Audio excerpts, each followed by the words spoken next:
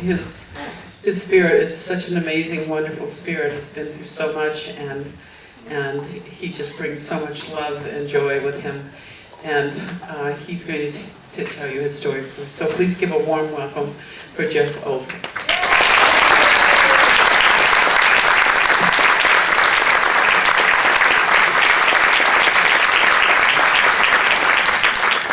Let's see if the microphone works. I was teasing, I have this problem everywhere I go, that the electronics shut out. The IT guys at work really find it interesting. I might just turn it off and step over here. Yeah. So we can. Yeah.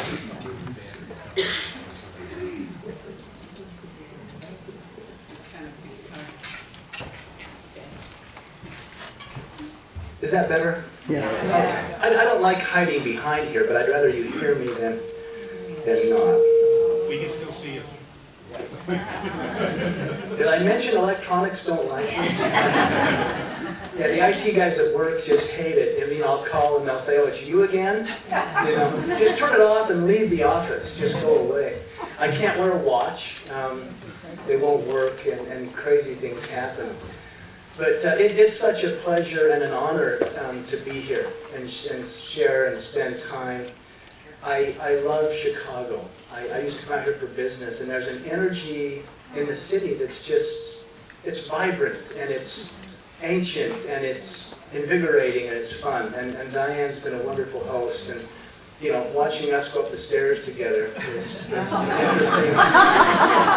We went to this beautiful Greektown restaurant Friday night, and they took us to the very top, you know. And I almost had to chuckle as we made our way up the stairs, and I was still worse than her, but I'm bad enough. But anyway, it was fun.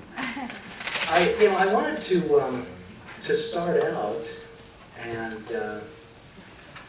just talk about who I am. I mean, is it okay if I just give you some personal background? Because a couple of the guys came up and they said, "You know, it's funny, you're just a normal guy." And I said, "I really am just a normal guy." You know, people have read the book, or they'll hear that I'm an experiencer, and you know, I don't know what they expect, but it's they think I'm going to come in and read their mind or something, and I really don't do that. I do have impressions all the time.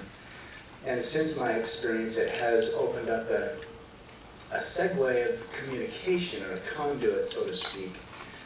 But I grew up about as normal as anyone could grow up. I did have, my parents divorced when I was young, which is becoming normal, right? I mean, they divorced when I was young. And it created some insecurity in me, I suppose, because I didn't know how to trust that. I didn't know if everything that was meant to be okay was going to be as I thought it would look. But as a result of that, me and my brothers became very, very close. I was only 4 years old when the divorce happened, and I had a brother that was 3 years older than me, so he was 7, and then I had a brother that was just 18 months younger than me. And we bonded very tightly because his mom, you know, left, and we, you know, Mom had to go to work, and we would go to school, and we really bonded. We became very, very close. And then as Mom remarried, which was 7 years after the fact, I spent my early life with Mom. And Dad was there every weekend. Dad was he had a big ranch and a dairy farm up in Charleston, Utah. Anybody ever heard of Charleston, Utah? Somebody's heard of Charleston, Utah. You get the hat.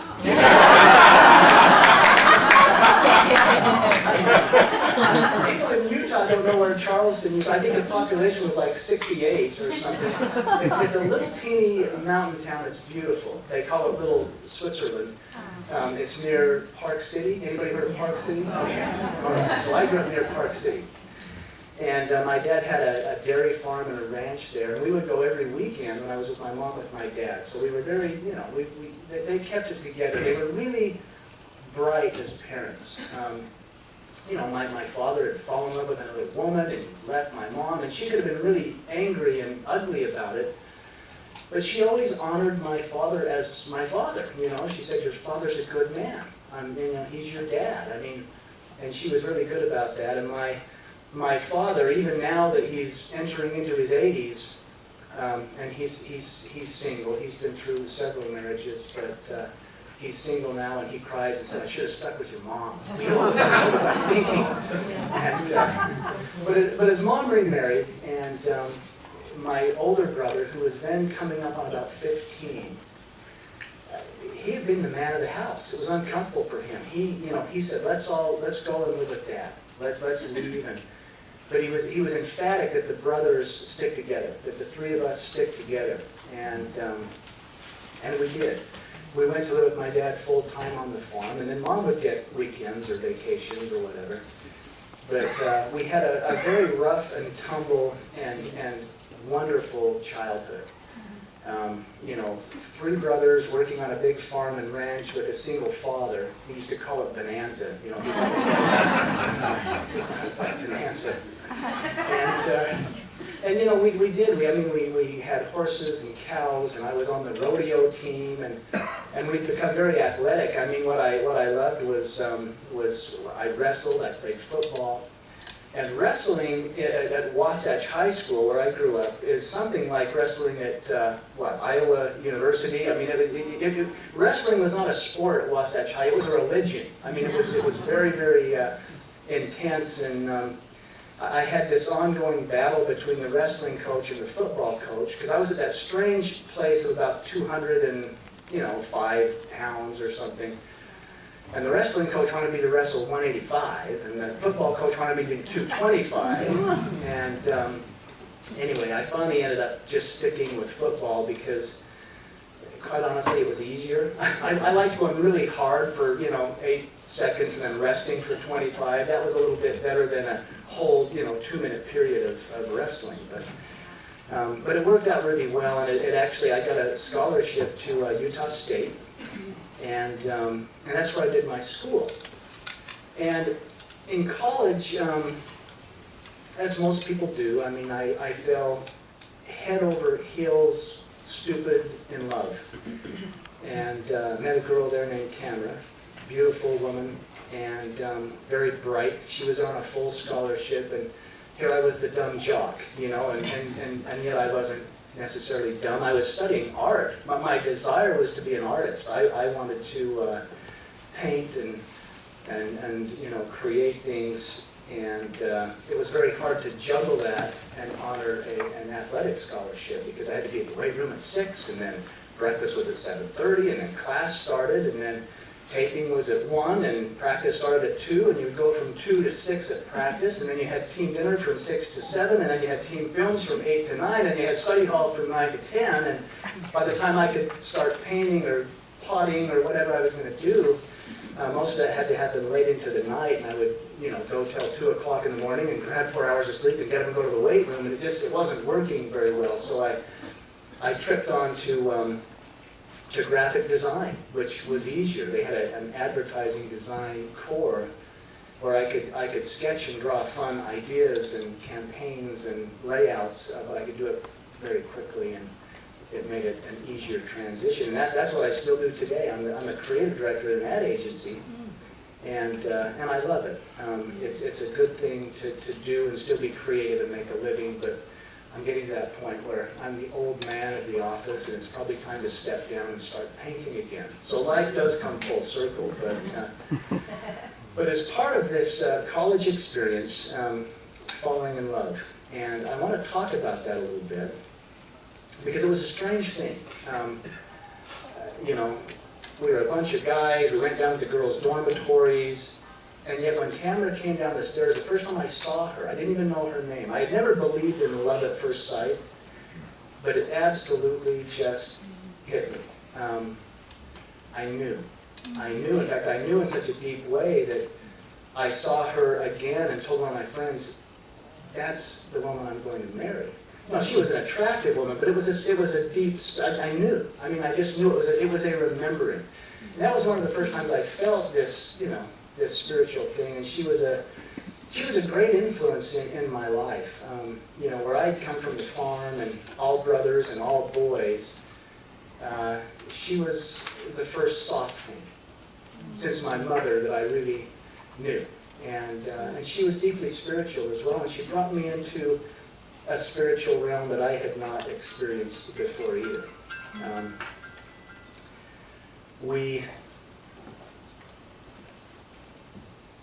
I left for a while.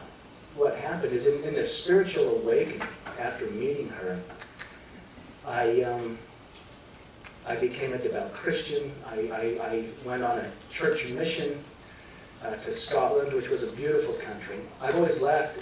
Chicago, I think I love because it reminds me of Glasgow, Scotland. I don't know why, but they just feel the same, kind of rough towns and yet beautiful towns. But I left, and there's something I wanted to share about that. That's why I'm inserting that in here. Is we wrote letters to each other.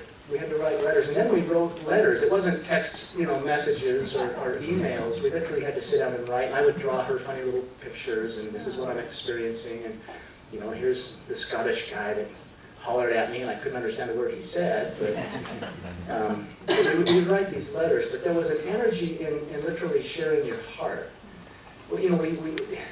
We had all the physical attraction of young lovers, but we were a world apart, and we had to communicate through words, and it almost felt as if you were putting energy, and she would send her energy back, and the post would come back and forth. And what ended up happening is we developed a relationship the whole 2 years I was gone, where I think we were far deeper in love than when I left. So I came back home, and we got married. Gosh, it was only about 4 or 5 months after I got home. I mean, I got home and we found out, wow, we're really in love. Let's just start planning the wedding and get on with things. And we did. And it was beautiful. And she was a school teacher. She was just graduating, and she taught high school. And I hurried and finished up my college as quick as I could and took a job at an ad agency. And life was beautiful. I mean, we were married for 3 years and just enjoyed it. We just enjoyed being together, being with each other. We built our first little house, from the ground up, and that was exciting. And then we had our first son, 3 years into our marriage, Spencer. And he's now 22 years old and 6'4", and he lives down in California right now. But he was such a joy to bring this little boy into the world, and he was just, gosh, he had my nose and he had his mom's eyes, and it was just, it was such a joy. And so Tamara said, gosh, let's have another one, let's have more children. And yet she'd had some complications through the pregnancy and with the delivery, and she had a very hard time getting pregnant again. I mean, I was more than happy to keep trying. That was fun, but she wasn't getting pregnant. So we went, Spencer was 6 years old by the time Griffin came. And Griffin was our second son. And he was all boy. I mean, Spencer has turned out looking like his mother and their side of the family. He's tall and angular and thin.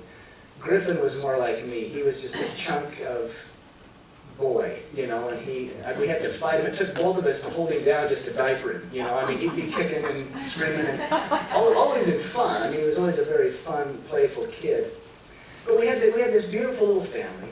We had just built our dream home. My career had taken off, and we built a beautiful house up in the foothills of the Rocky Mountains overlooking the Great Salt Lake. So we almost looked like ocean view, but living in the alpine, tree line there. And I remember at one point sitting out on the deck of our new house, and it was one of those spiritual moments again. In fact, I was out there kind of wiping tears of gratitude, just thinking, wow, how did I get so lucky? I could hear the family in the house. I was watching the sunset down over the lake, and I was filled with gratitude. It's like I've really been lucky, and I felt it. And it was about that time that Spencer, who at that point was just a little kid, but he climbed up on my lap, and he brought me licorice whips. He had licorice whips in his hands, and sat there and ate these licorice whips. And it was a profound moment that I drew upon as the story goes on. But it was about that point. We'd been married for 10 years. And we were going to take a family trip down to southern Utah, down to the Red Rocks and Arches and all the beautiful things you see, which we're really lucky because we can live in the Alpine mountains and drive for about 3.5 hours and be in the red rocks of the desert, so that the landscape changes very drastically in a short geographic distance. And we packed up the car and went down. What we were doing is, Tamara's grandfather had gotten Alzheimer's disease, and it was really getting bad. And her mom and dad were staying down there to look after him. He was in a care center.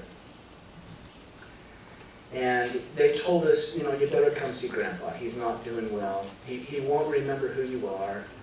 You know, he's having a hard time even recognizing his own wife, and he's lashing out at the staff at the care center. And it was sad, because he'd been, in his life, he was this beautiful, charming man. He sang tenor at a group, and he would dance, and he worked hard, and he had slipped very fast into this degenerative, you know, he just didn't even know what was going on.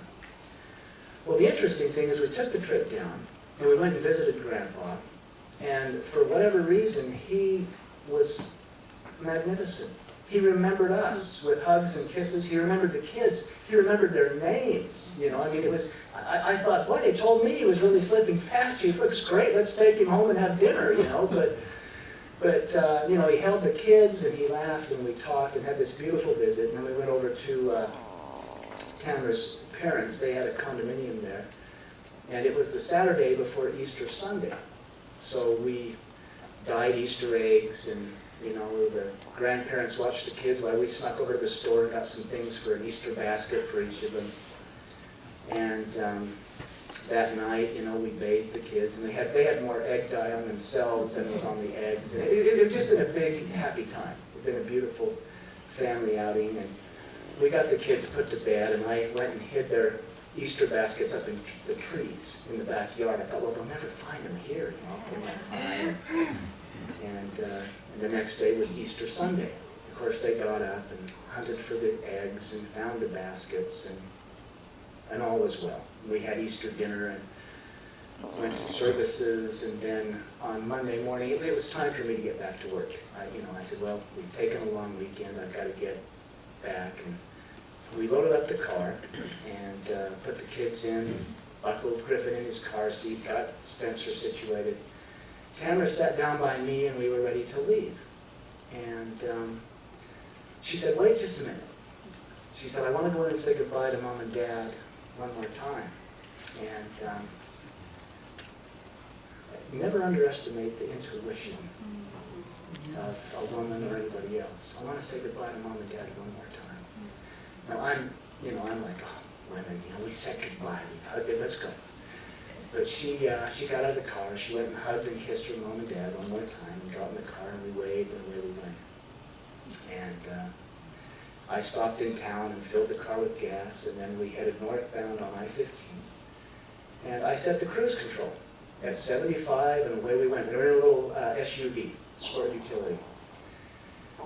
And we're driving up the road. In my head, I'm thinking about, okay, I've got these meetings, I've got to get this done, I'm a day behind. You know how it goes. You're driving down the road, and I'm planning what I'm going to do, all about, you know, the mechanics of what had to happen. And it probably wasn't about, I don't know, 30, 40 minutes out of town, an hour, and I looked in my rearview mirror as I'm thinking about all these things that were going to take place. And as I looked in the rearview mirror, I glanced and saw my baby son, Griffin, who was 14 months at the time. He was just learning to walk. He was just up toddling around and learning how to walk. And he was saying a few words like Dad and Ball. And he was sound asleep in his car seat. You know, I looked at him, and all of a sudden I shifted from here, and I almost felt the energies take me right into my heart. And I saw him. You know, and he was sound asleep. I noticed how his hands were laid and his little head was in the car seat. He was just as peaceful as could be. And then I glanced and noticed Spencer next to him, and he had gotten Star Wars action figures in his Easter basket. And he was having the grandest lightsaber battle, you know, ever to take place in the universe. And I felt him, and I thought, what a great kid. You know, what a cute kid. All the noises he was making and all that was going on. And then I looked over at my wife, who had also laid her seat back and was sound asleep. And in fact, she still held my hand. She was holding my right hand while I drove with the left hand. And I saw her. I noticed how beautiful she was and how peaceful she was and how lucky I had been. It's been 15 years. It's still sometimes difficult to talk about. But I had this pure moment, just like sitting on the deck, of gratitude, absolute gratitude. My life has been so good. And of course, my attention back on the road, and away we went. About an hour beyond that, and I don't know, there was reports of crosswinds that were blowing over 100 miles an hour. There was a semi-truck and a van that had gone off the road within a mile of where we did that day.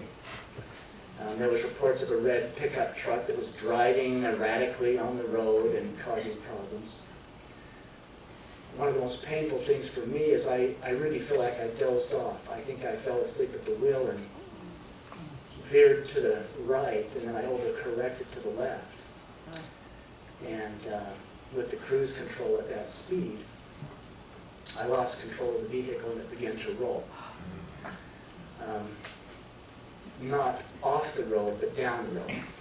And the concrete propelled it probably to roll no less than 8 times. And I blacked out for most of that. But when we finally came to a stop, I was very aware that we had had a bad wreck. But my first awareness is I could hear Spencer in the back seat crying. And as a father, it was a cry that he's okay. I mean, he was crying, he was hurt, but he was okay. And I was conscious enough to say to him, it's going to be all right. And then I tried to get to him, and I realized I could not move. As far as I could tell, I was pinned either on the seat or on the floorboard underneath the steering wheel.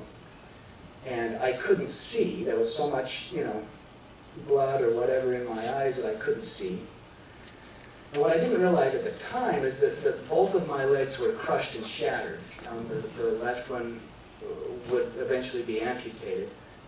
The right one, to this day, still has 6 pins and a plate holding it together, but both of them were crushed and shattered. My hip had been crushed. My back had been broken in 2 places, but never got to the spinal column. My right arm had been completely torn out. I mean, the rotator cuff, there was no muscle left there, and then it was severed underneath it. So I couldn't move that one. And then this shoulder had a AC separation that was severe. And maybe the worst is the seatbelt had come through me and ruptured all my intestines and spilled them out everywhere. And I was in pretty bad shape. And so there I was, and that was maybe the worst hell a man can be in, is I'm listening to my son cry, and I knew I had to get to him, and I couldn't move, and I knew I was slipping fast. But as I heard him cry, then the reality hit me that no one else was crying. Where was the baby? And the reality hit me then that Tamara and Griffin were gone. I mean, I knew it, but I also felt it. I mean, I knew that they had departed, and that was crushing. I mean, I couldn't, there aren't words to explain what that felt like. Half the family's dead. My son's crying, and I'm dying. I knew it. My lungs had begun to collapse. My rib cage had been damaged, and I was losing blood fast, mainly from what had done. The seatbelt cut down through my hip and actually exposed the femoral artery, but didn't cut it. Crazy thing. And the odd thing is I didn't have any head injuries, which was weird. And yet the doctors, when they brought me in, they explained to my younger brother, who had been my best pal. We played football in high school, we played football in college together, we were roommates. And when he got the call, he rushed to the hospital to find me, and he didn't even recognize me. He said, when they brought you in, you were so swollen, you looked like the Michelin Man, is what he said. But he didn't recognize it was me. And the doctors, he said, is he going to, they didn't think I was going to live.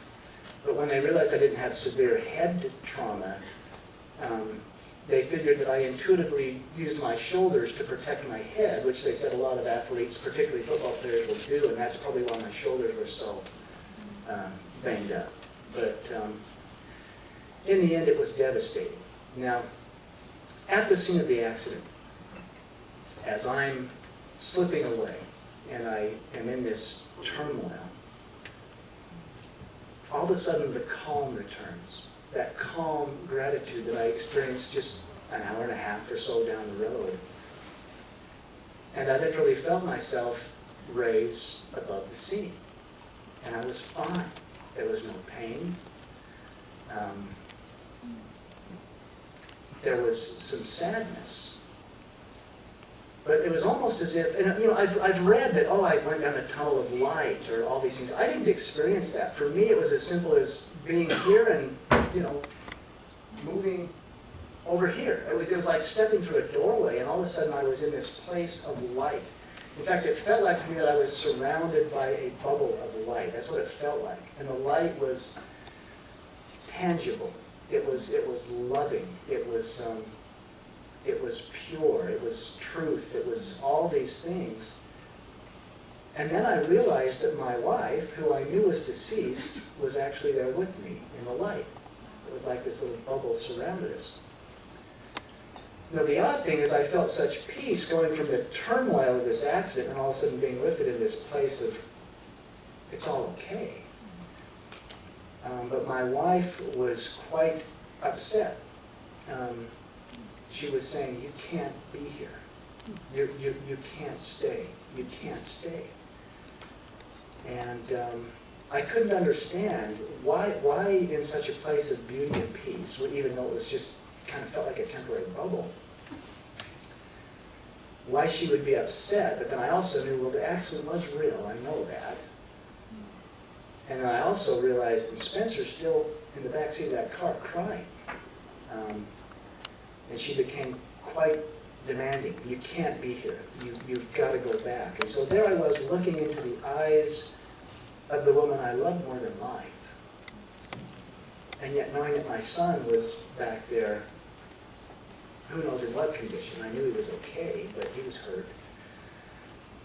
And I suppose I had a choice, but it didn't feel like a choice. I knew I had to go back. I knew that I had to go back and get my son. And it was as quick as a thought. As soon as I thought, okay, I'm going to go, I was gone. It was a pretty profound goodbye, however. And I hesitate sometimes to share this because many of us have lost loved ones. And not everybody gets to say goodbye. At least I did. And I went back. And the odd thing is I had no sense of time during that transition. I don't know what time elapsed. I don't know what had gone on. What I later learned is that people arrived on the scene of the accident. One of the first to arrive was a doctor who had oxygen in his trailer, who stopped and did some emergency procedures to get air into my lungs. They raced me to Cedar City Hospital with Spencer, my son. They got him freed from the car. And then life flighted us to Salt Lake. Spencer going to Primary Children's Hospital, and then took me to LDS Hospital. I was unaware of all of that. To me, I was in this beautiful place saying goodbye to my wife. But when I consciously left that, I found myself wandering around the hallway of the hospital. And I was still fine. I had no pain. I was wandering at will, but I was encountering the doctors and the nurses and the patients. But when I say encountering them, something was far, far different. I really encountered them. I mean, everybody I saw, every single person, I knew everything about them. I knew everything. I knew their love, I knew their hate, I knew their pain, I knew their joy, I knew their hearts. That's what the title of the book came from. I knew the core of them. I knew every motivation for everything they had ever done and why. And I had this profound sense of love, unconditional love. Everyone it was like seeing one of my brothers. It's like, oh, I love you. I wanted to embrace them. I wanted to go and embrace them all. And they were all walks of life. I mean, from the heroin addict to the, beloved mother over here. I mean, everybody, but I loved them. And they were perfect. And I saw them, and I knew them. And I knew that we were all connected. And I knew profound things about their lives. It was really, really strange. The toughest thing about writing about it or talking about it is there really aren't words. There aren't words to explain or describe what I knew. But it was awesome. It was awesome to feel that connected and know that we really were one. And it was all okay. And as I wandered through the hospital, experiencing this and knowing, I'd come from a Christian background, but I thought, this is how God sees us. This is how He knows us. This is how He loves us. I knew it, regardless. And there was this unconditional love about it, until I finally encountered a man laying on the gurney there that I didn't feel anything from. I thought, well, that's odd. And so I stepped closer, only to realize I was looking at my body. That was me. That was my body. And that was a bit striking, because I didn't recognize me either, except I knew it. My body was in such a mess. Such a mess. But I did recognize it. I knew it was me. I knew I was looking at what was me, but I was here. I was not my body. And I didn't want to get back in. I wanted to go back to that place of peace. I mean, I looked at the wreck that had been what I thought I was, and yet was just the vehicle that I was traveling in. But I did have a profound sense of knowing. And these downloads would come. These downloads of just knowing. And I realized, I went down to the Baha'i temple this morning. But what came to me is, as I looked at that, at my body, is that I was told, that is your temple. And it shifted this whole meaning of temples, And I remembered the biblical, Jesus, the Christ, saying, in 3 days I'll raise this temple. Or Paul saying, no, you're not, you're the temple of God, and God dwells in you. These things from my childhood came up, and I thought, that is my temple. Oh, and then I saw the symbols. We go into the temple to receive enlightenment.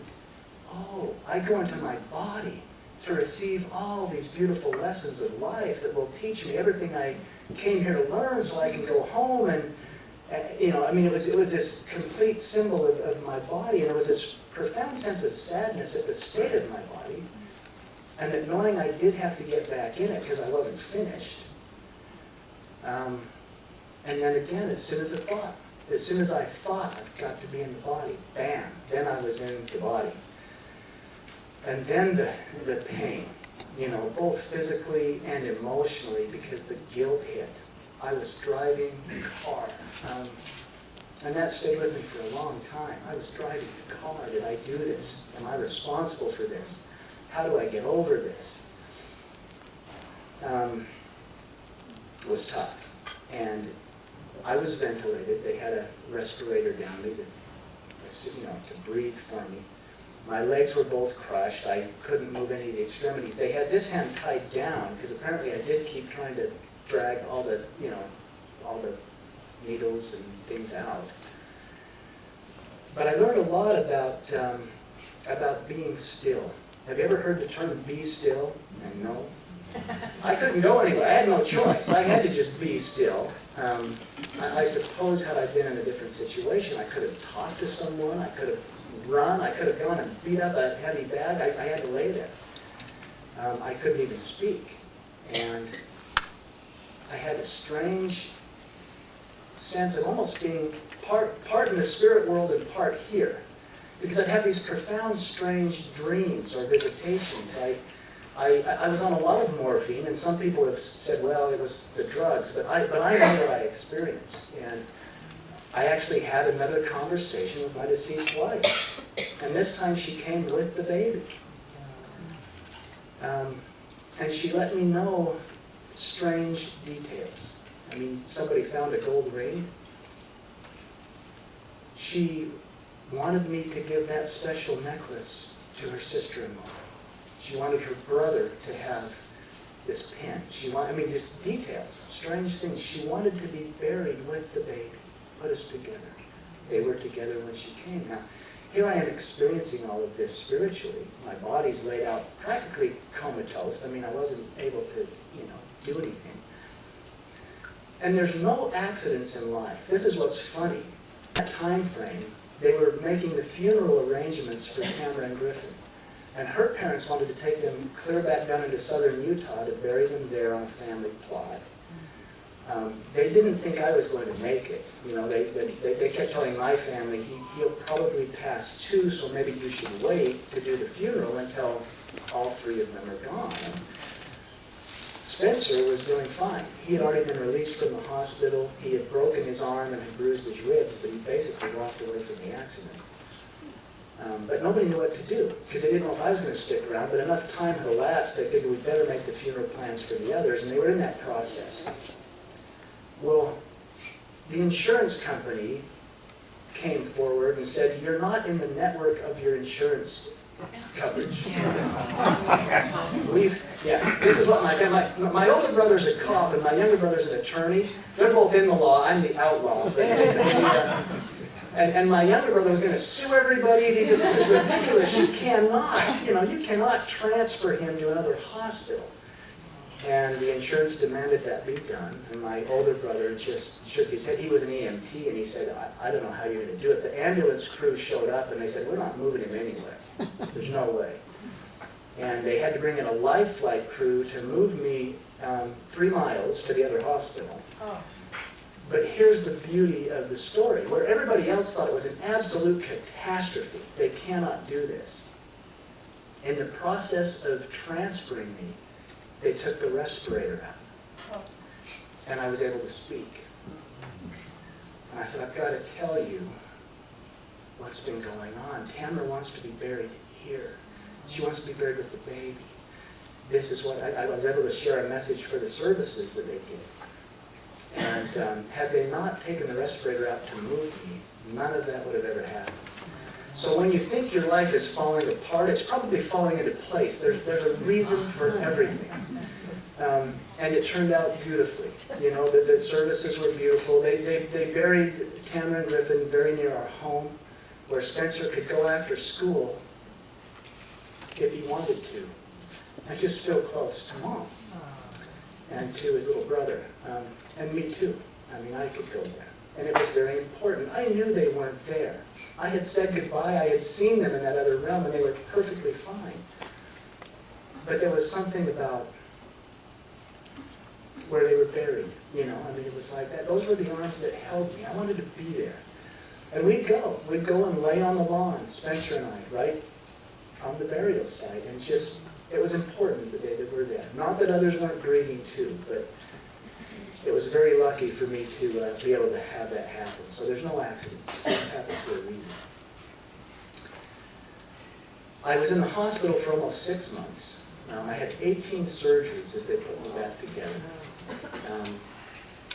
I had profound experiences in the hospital.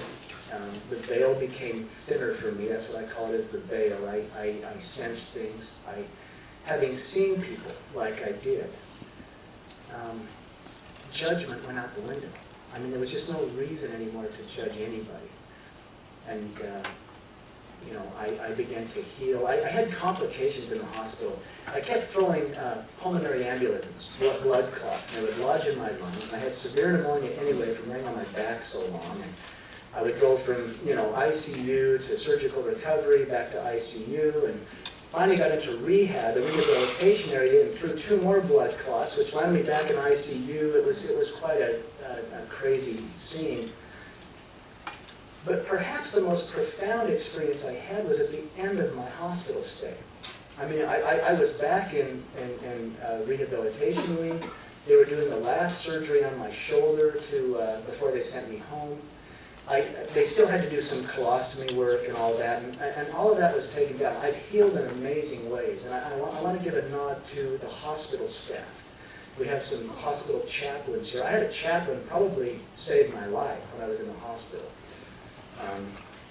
I'm not going to get into that because I want to leave plenty of time for questions. But But the hospital staff was so kind, so caring, so loving about the way they went. And being in a state was, I could feel it. I knew when somebody came in the room with love and light, and when somebody came in to just do their job. And I was very aware of that, but so many of them showed up in such love, and it was great. But at the end of this hospital stay, and they'd repaired the shoulder, and I was going to be going home. They said, within the week, we'll be sending you home.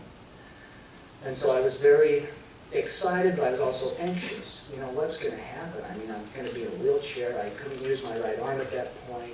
Will I ever learn to walk again? I didn't know what would happen, And it was odd because I was finally sleeping on my side. I laid on my back so long in the hospital, I'd rubbed the back of my head bald. And my brothers had a ball with that, that my head was bald on the back. And I've got to mention my brothers too.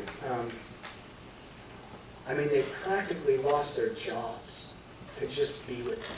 They'd come and sit for the night. They'd hold my hand. They would talk to me. They would tease me. They'd do whatever they could.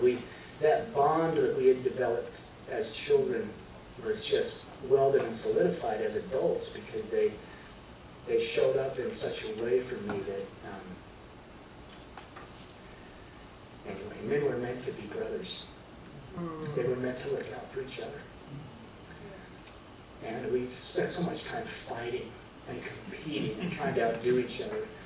I used to fight with my brothers. We'd hit each other till we bled in the mouths and everything else. And yet here they were holding my hands, And it was a beautiful thing. And my younger brother was with me on this particular night. I was finally sleeping on my side. He was going to stay up and talk with me as long as I wanted to talk before he went home. And I fell sound asleep. Very sound asleep, and I had what I can only call was a dream or a vision. But as I faded into that sleep, all of a sudden I was back in that place. That light bubble, that thing that I had felt. I was back home. That's the only word I can make for it. I was home. And I was elated. I was running about and just so joyful to be there. And then part of that dream, there was a corridor. There was this long corridor. So I made my way down the corridor until I saw at the end of it was a crib.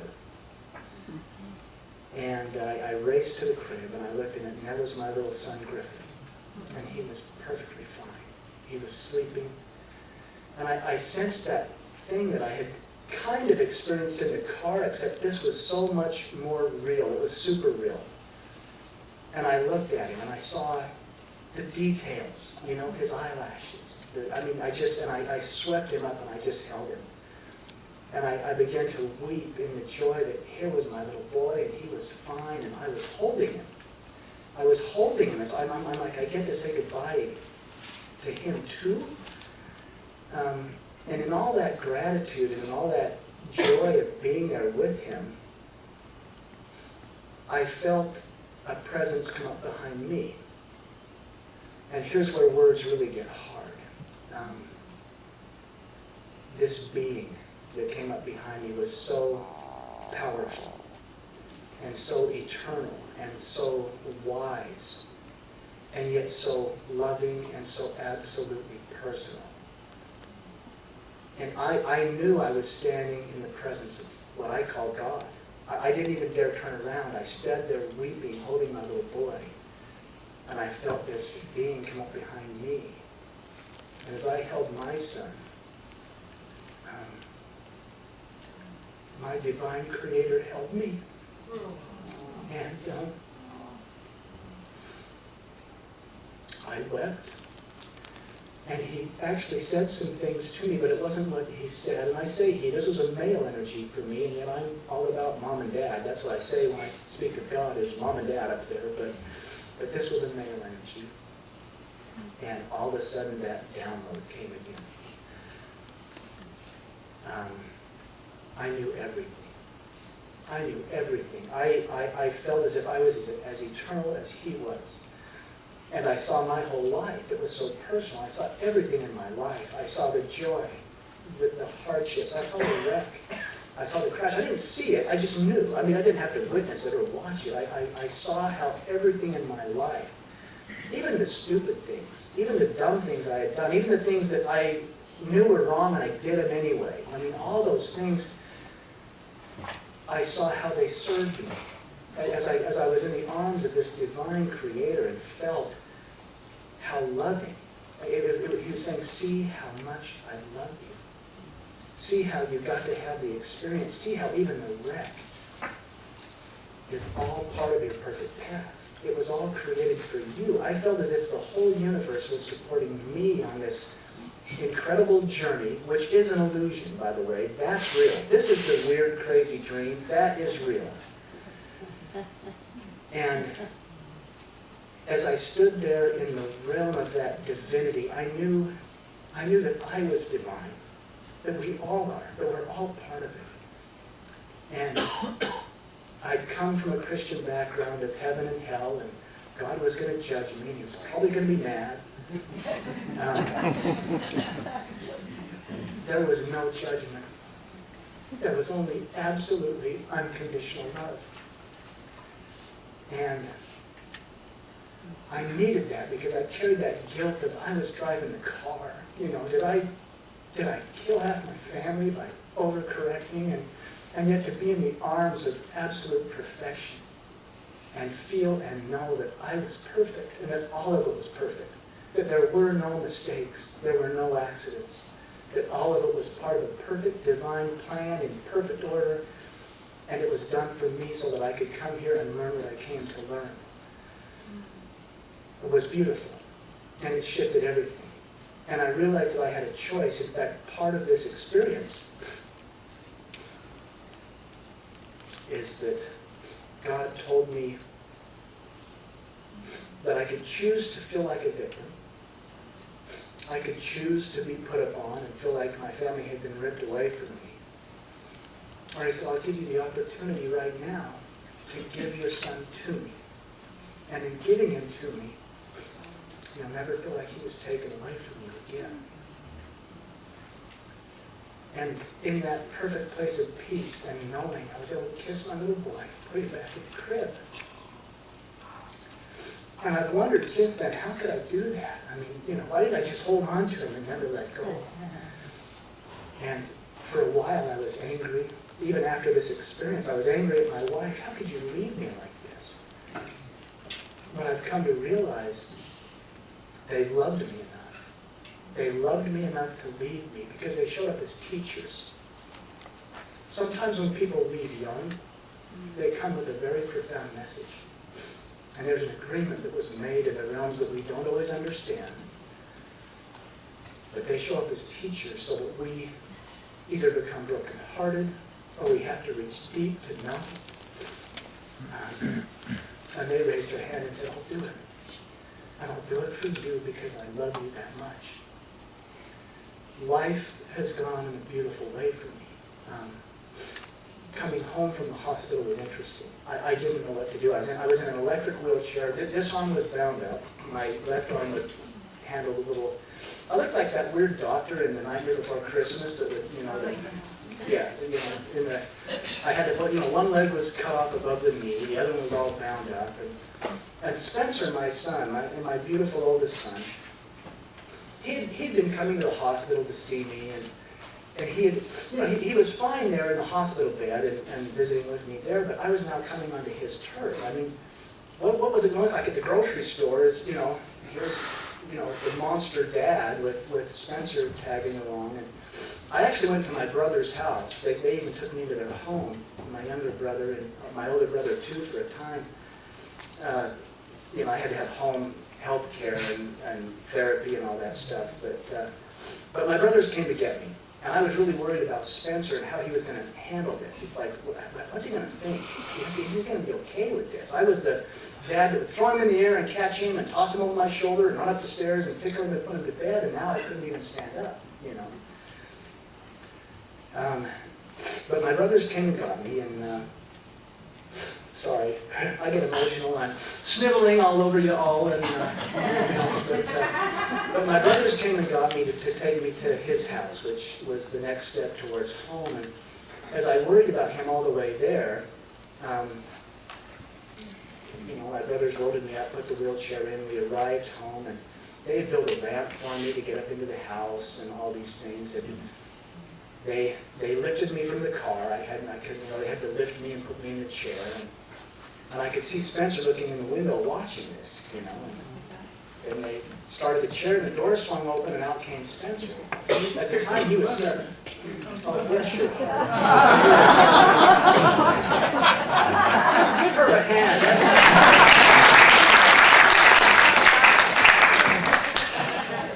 I love you. Anyway, I'm in the wheelchair. Spencer comes running out, and he ran toward me, and he ran right past me. And I thought, well, yeah, it's too much for him to handle. And so I thought, well, we'll proceed into the house. And I did. And as I got to the ramp, I just checked one more time to see where he was. And I realized he'd run across the street, and he was knocking on all the neighbors' doors. And he was saying, come out, my dad's home. Come out and see my dad is home. And, he circled around and made his round, and he came and jumped up on my lap, but just about killed me. Because he put his arms around me, and he was just 7. And I said, are you going to be okay with this? I mean, I'm going to be like this for a while. And he and I still laugh about his exchange. He said, Dad, if you were nothing but a puddle of blood, I'd still love you. He threw his arms around me, and he was a great strength to me as a youngster, as a little boy, as we transitioned and came home. But if there was one message, my glimpse into the hereafter was very brief. It was very short, but I learned so much. That words don't do it justice. When I come into a situation like this, I just have to say, let the energy teach them, because I can't. There's that famous saying that says, when the student is ready, the teacher appears. I'm not the teacher. What you feel in your hearts is the teacher. Some might call it the spirit, some might call it energy, but that's what teaches us. That's where we learn. And I learned a lot that way. Communicating it is a difficult thing. But it was a beautiful journey. I have no fear of death. I am absolutely unafraid of death. It was a beautiful process. Like I say, it was like stepping from here to there.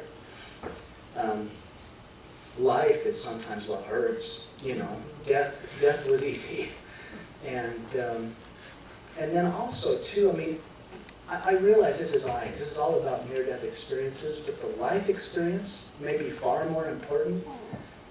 I spoke of my brothers. What can we do to love people in our families? To reach out to the people who are closest to us. And just do those things and say those things that matter. Because you don't know. You just don't know what tomorrow or the next moment might bring. So I learned to make every moment sacred. It is.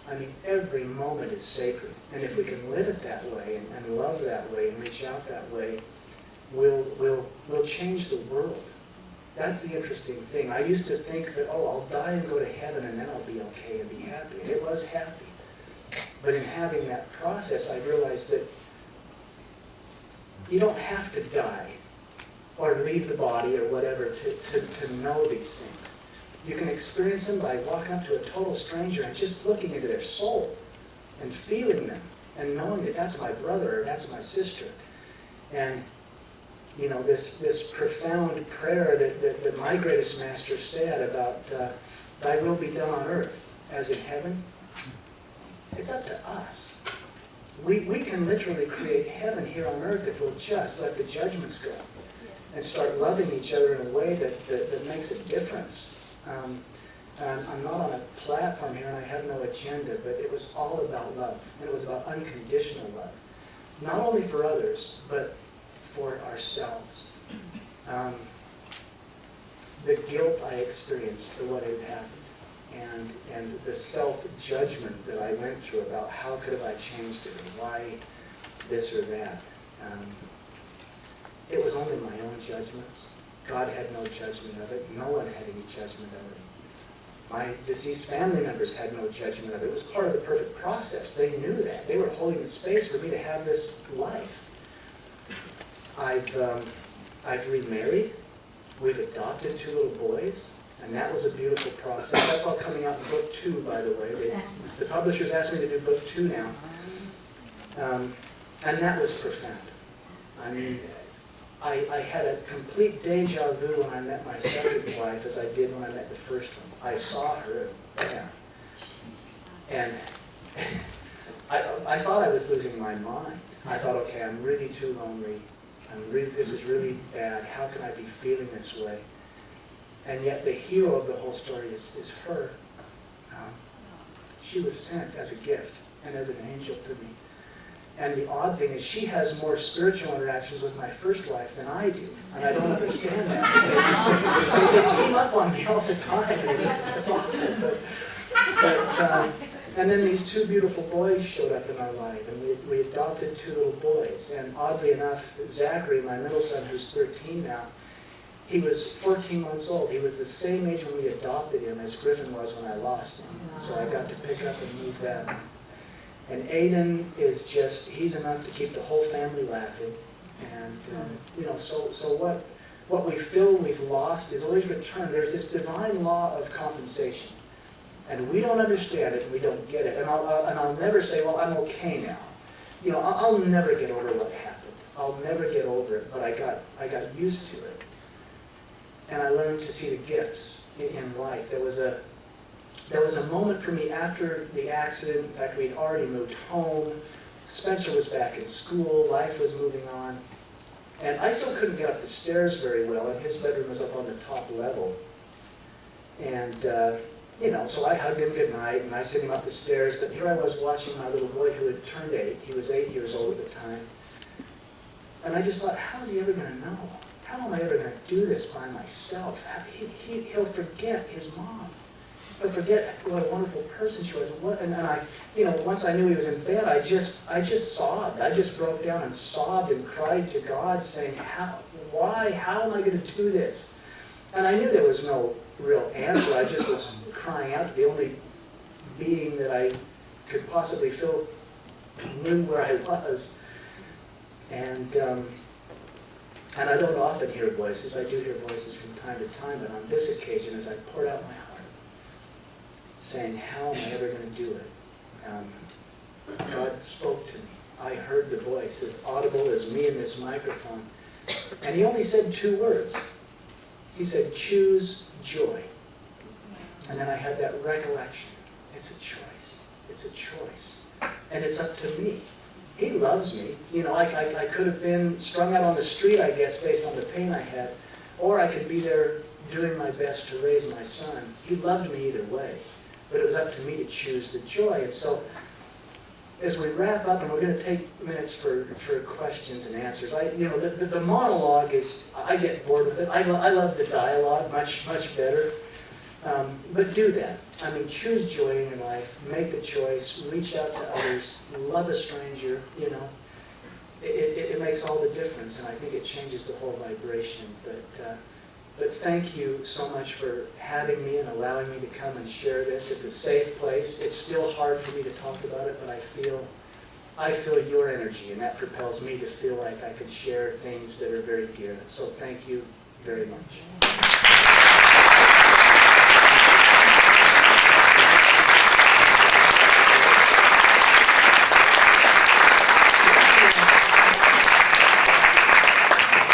Do you want a mic on the questions? Okay. Well, if you have a question, just stand up and shout it out. Ask the question again.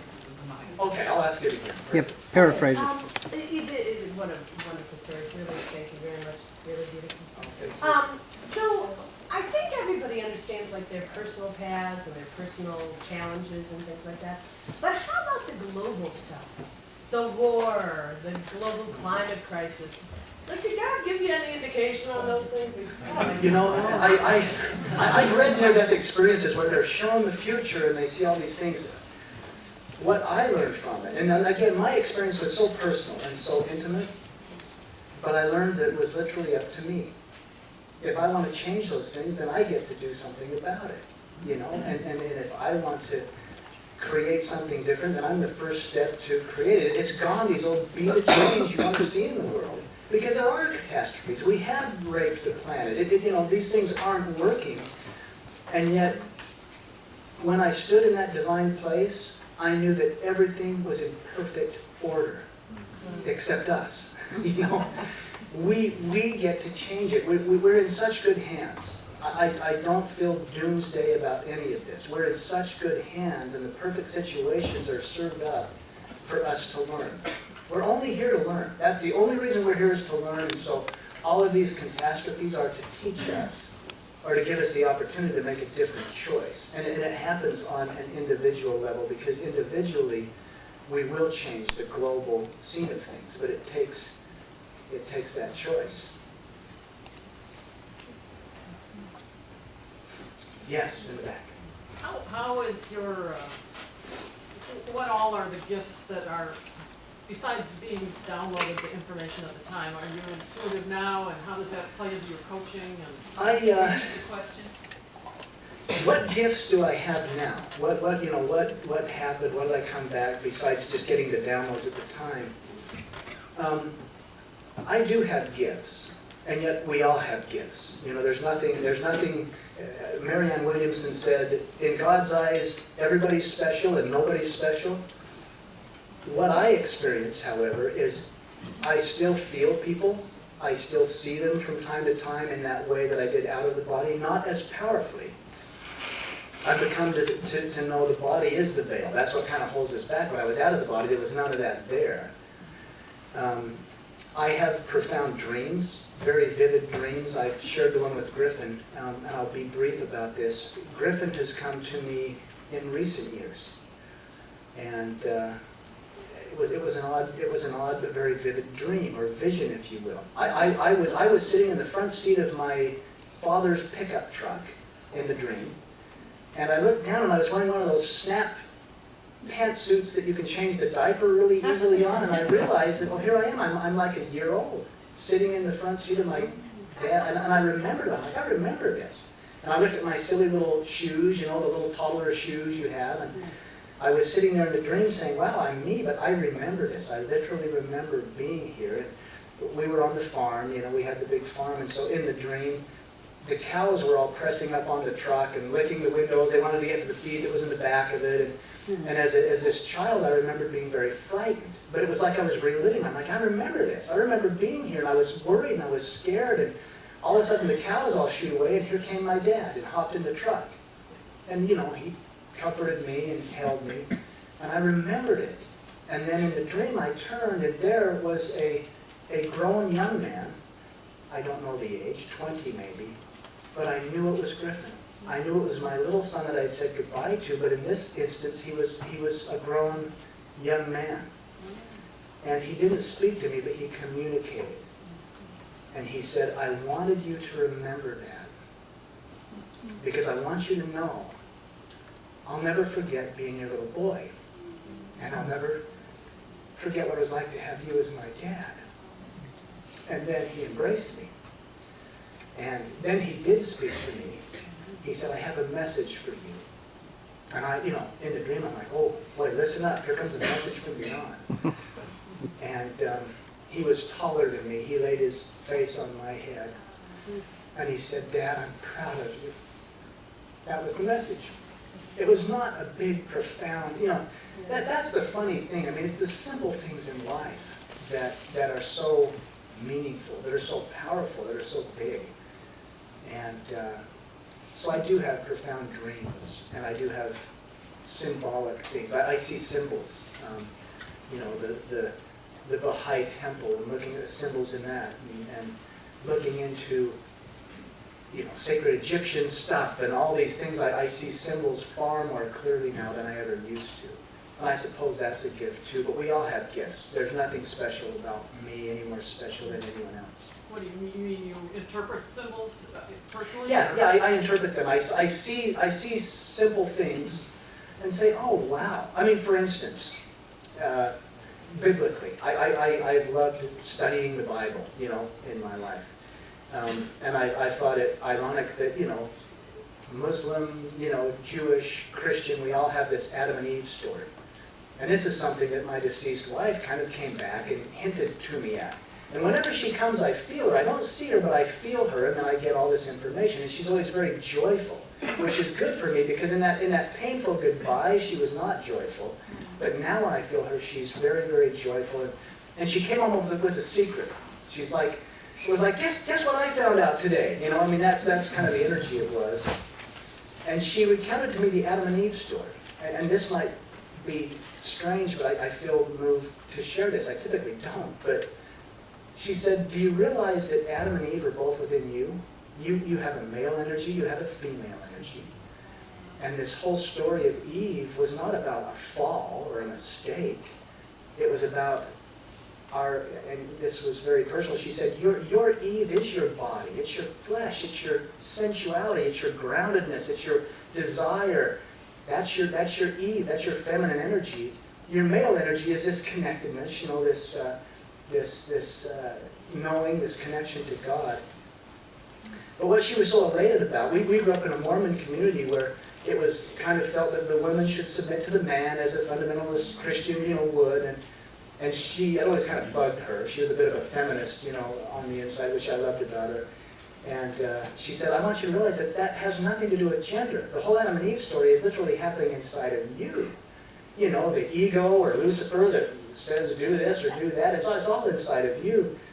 But she said it's all symbolic that your body simply gets to submit to your spirit, that submits to God, and then it puts you in perfect alignment. And so I learned things like that where I say, oh, wow, the Adam and Eve story is completely different than I thought. It's not about man and woman and what goes on. It's all within me, and it's about aligning myself perfectly with God so that I can receive whatever it is I deserve to have.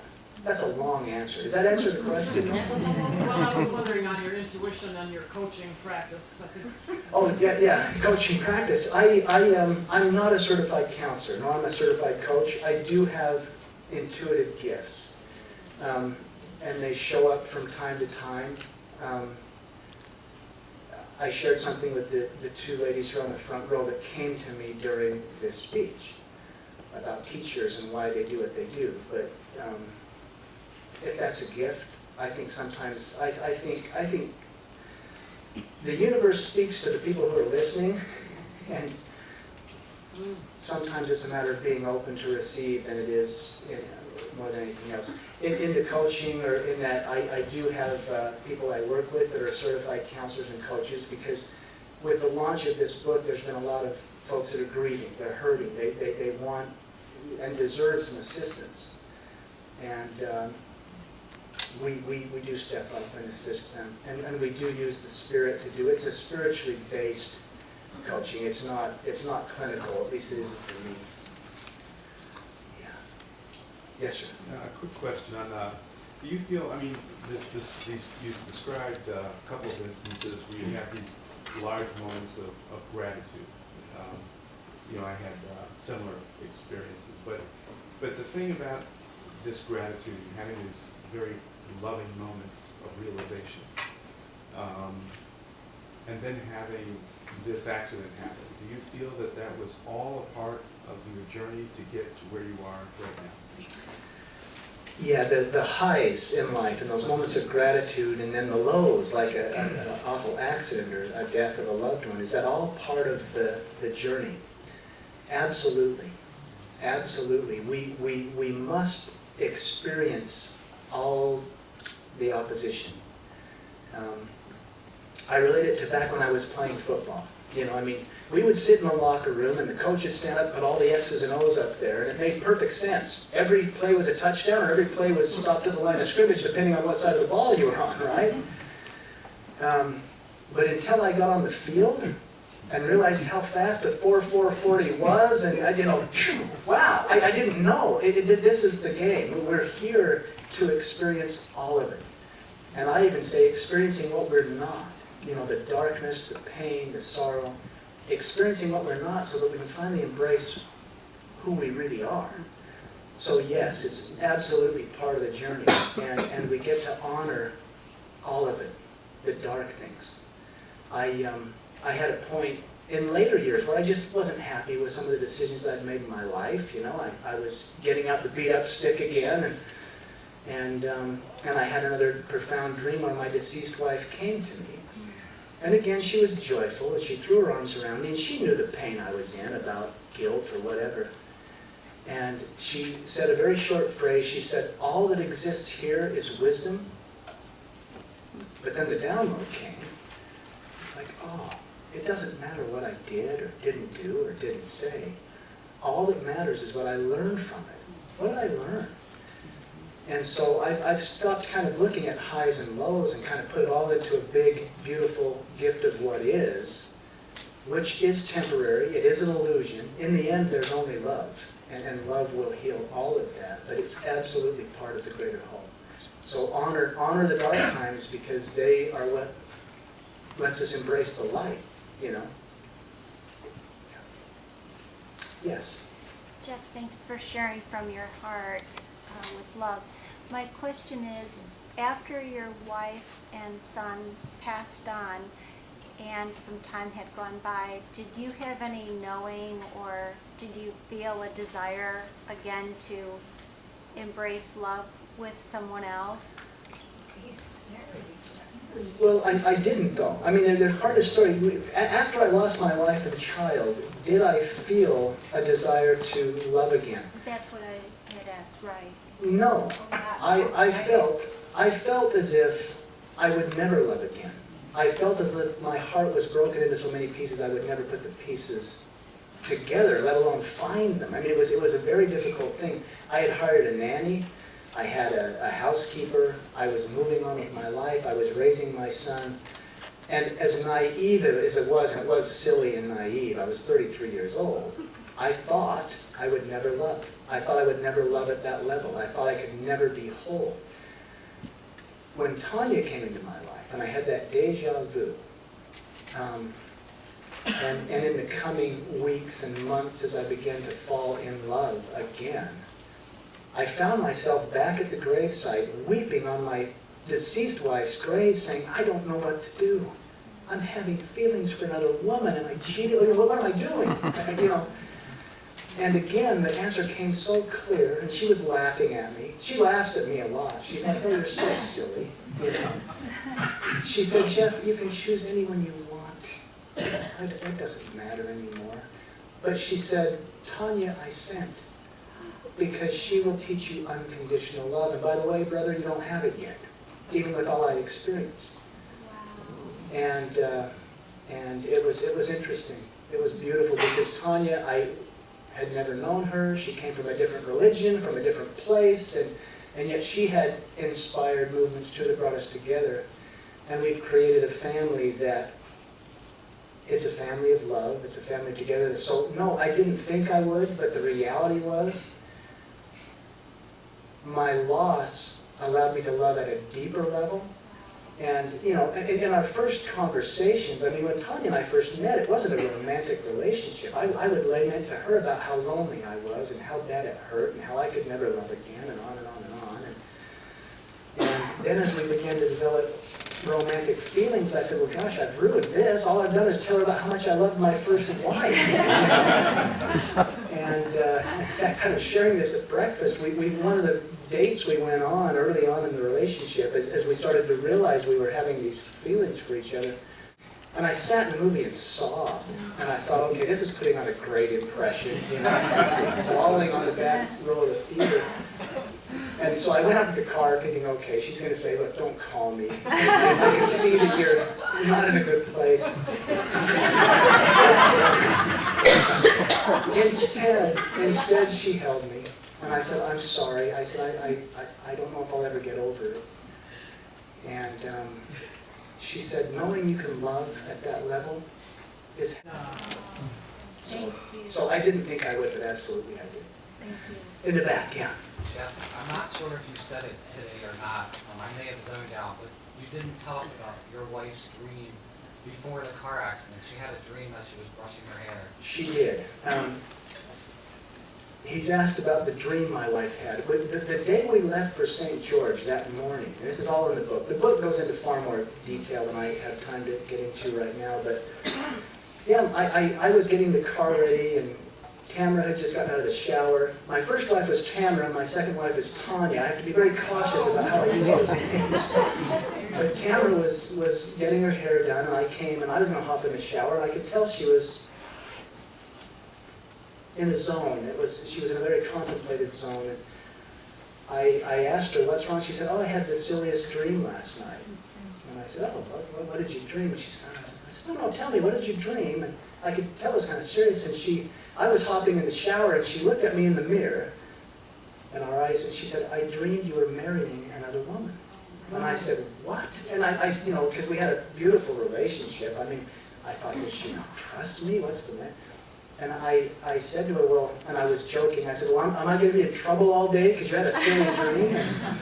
And yet it was serious to her, and she said, no, what I don't understand is, she said, I was standing watching it, and I was okay. And I, as a husband, and not knowing what was going to transpire in the next 48 hours, I just got in the shower and thought, I'm leaving that one alone. I'm not going to touch that with a 10-foot pole, especially being from Utah and the polygamy issue and all that. But hindsight is very interesting, because in hindsight, she was given a bit of a gift, to know how things would go. And like I say, I came to know as she would show up to me in dreams, or I would feel her presence, that she was a beautiful part of my path, and she loved me enough to lead, because I would never have learned. I would have never walked my path had she been here. It would have turned out differently. So, yes. What about your son who survived? How he felt and how he grew up being raised by nannies, having all kind of emotional issues. Did he need therapy? Yes, I'm so glad you asked. My oldest son, who survived the accident, who literally, he never lost consciousness. He saw what he thought was his whole family gone. He was very strong for me when he was young, and he refused therapy. I kept saying, let's go to this place. There's a place we can talk about this. And he wouldn't talk about it to me. He never wanted to talk about the accident. He never wanted to talk about what he saw, what he experienced. He was very strong for me. He was almost as if he was my guide, At one point, when I did remarry and Tanya was there, his stepmother, he shared with her, and he said, I can't tell Dad, but he shared with her what he saw and experienced. And that was a powerful place for her to be, because she was safe, but she was removed enough that he could share. Spencer did fantastic through his early life. When adolescence came, he was angry. He was mad. There's no God. Look at you, Dad, you're crippled. Mom's dead, Griffin's gone, I've got this stepmother, which they didn't have a great relationship. The only lucky thing for me is Spencer kept talking to me. He would always talk. He said, either you're a liar or God doesn't hear me, because you've had these beautiful things happen and not me. I just go to school. In fact, he was a brilliant kid. He became a musician. He would hide in his music, and he would play. He was very introvert. They diagnosed him with Asperger's, which is a high-functioning form of autism. He joined a rock and roll band. They were doing dark, heavy death metal stuff. I mean, his anger, he was on the stage just screaming out his anger. And I stood in the shadows and loved him. I just loved him. But finally, when he was about 21 years old, which is not that long ago, this is about a year and a half ago, he came to me on a family trip, and he said he was still perplexed, and we were up at my mom's cabin, so we were out in the forest, and he said, he left. He was gone all day. He took one of the four-wheelers and went away, and then he came back that night. We kind of started to worry about him, but I knew he was a bright kid. He'd be back. But he came back, and he said, I want to see you, Dad. And I said, well, come in and sit down. He said, no, I want to see you privately. And so I went out and sat in the truck with him, and he just cried. He said, I don't believe it. I've lost my faith. There is no God. He said, I went out today, and he said, that was my whole intention. I was going to pour my soul out to this person you call your divine creator. And he said, I prayed all day, and nothing happened. And then he started to cry. My big 21-year-old, 6'4" son, he fell in my lap, and he sobbed, and he said, I've asked for 12 years to just see Mom again. And he said, it's never happened. And I didn't know what to do. I just held him. I'm like, well, you can't seek a sign. And I thought, just shut up. You're not going to make any difference. Just hold him.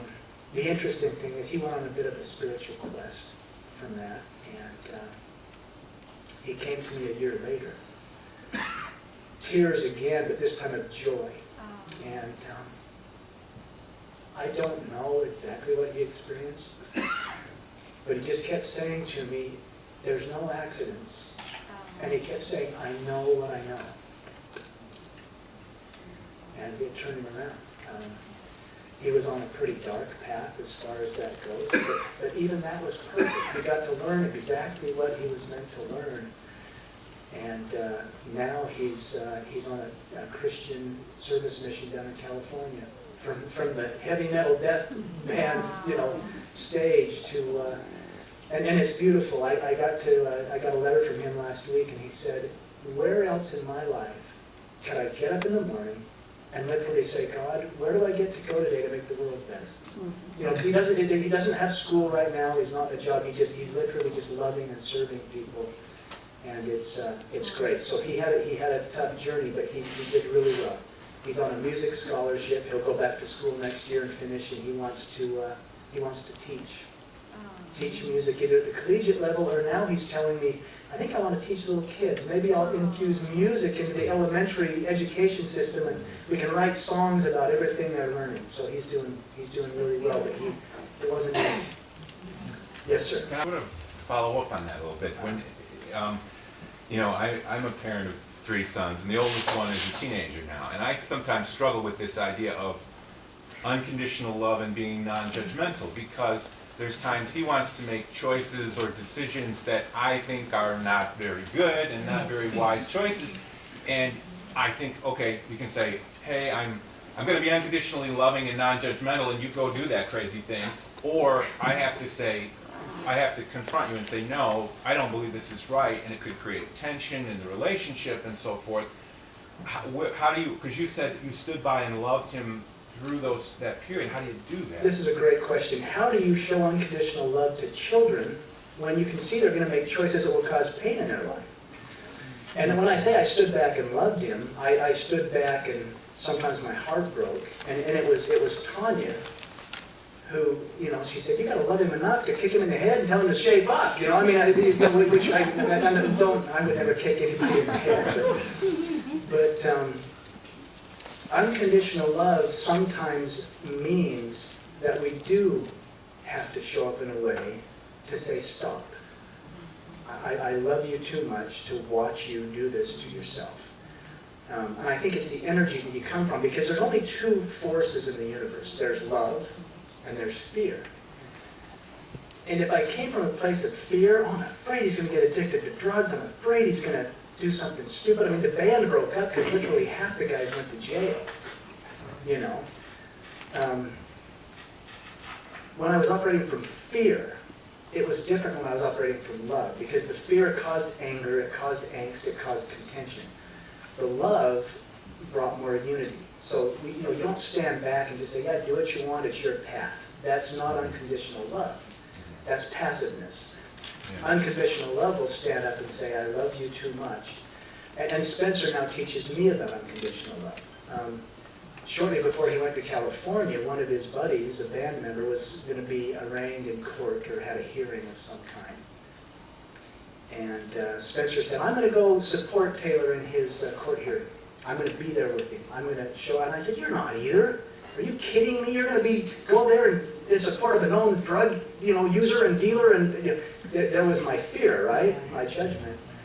And then Spencer said, is that how it is, Dad? Somebody screws up and you turn your back on him, you walk away, is that how it is? And he said, I'm going to be there. Because he said, I'm the only guy that can show him that he's loved and that he's got more in him and that he's going to be okay. And I said, okay, there's the contrast. Yeah, you're right, son. You continue to teach me. You go and support anybody you want. But that's unconditional love, where mine was conditional fear. Does that make sense? Yeah. Okay. It's almost 5 o'clock. We probably have time for a couple more. Yes? How has your experience changed your view of religion? What religion were you born into, and how is that evolved? How has this changed religion? I have no interest in religion. I'm very interested in truth. I was born in a household, and yet my father, when he left my mother, he left the church and everything else. So I had a devout LDS mother. I had a father that wanted nothing to do with religion. I got a really healthy taste of both. Now, Tamara brought me back into the LDS faith, you know, but I'm not interested in dogma. In our congregation, I get to work with the young men, ages 12 through 17, and I get to teach them truth. I get to teach them love. I get to talk about brothers and how we should treat each other, to stop the wars, to stop the fighting, to stop the right, I call it the right-wrong game. You know, whenever it's I'm right and you're wrong, and religion's so good at that. And they're so good at judgment, and they're so good at control, and all those things that don't work in our lives. Religion's a beautiful thing. I'll share a couple very brief. I had a dream. I had another vivid dream. I do have a lot of dreams. I was shown 3 people I consider as masters. I was shown Gandhi and his life and his Hindu religion, how he embraced it and loved it and honored it. I was shown Mother Teresa, a Christian, a nun, Catholic. I was shown her religion and how she loved it and honored it and lived it. And I was shown Jesus, the Christ, my greatest master, that he was Jewish, that he honored his religion. He lived his Jewish traditions right up to the Passover in the end. But in the dream I was told their power was not in religion. Their power was in them knowing who they really are. And in knowing who they really are, they were able to love at a level because they knew who everyone else was too. So religion, like I say, I'm interested in truth, not necessarily religion. I do have a faith, and I practice that faith. But that's just religion. Our power comes through our divine inner knowing of who we really are. And that we're all connected, no matter what religion. I'm not concerned about it. My wife's a different religion than I am, so it doesn't matter to me. Yeah, right here. You mentioned something about Tamara and Tanya, some sort of connection, how Tamara speaks to Tanya. Yes. Tell us about Okay. My first wife, Tamara, how is she connected to my current wife, Tanya? They never knew each other in life. They never met. And the way they're connected is, you know, Tanya would struggle with Spencer from time to time. And then she would feel Tamara, and the inspiration would come on how to handle it. Here's what to say. Here's how to take care of that. Tanya and I were having a terrible fight one day over a silly thing. And she felt Tamara's presence with a resolution to the fight. So she often comes to her in times of stress and trouble with comforting feelings, words, and inspiration on what the next step is. And that's how it works. So. It's 5 o'clock. Thank you.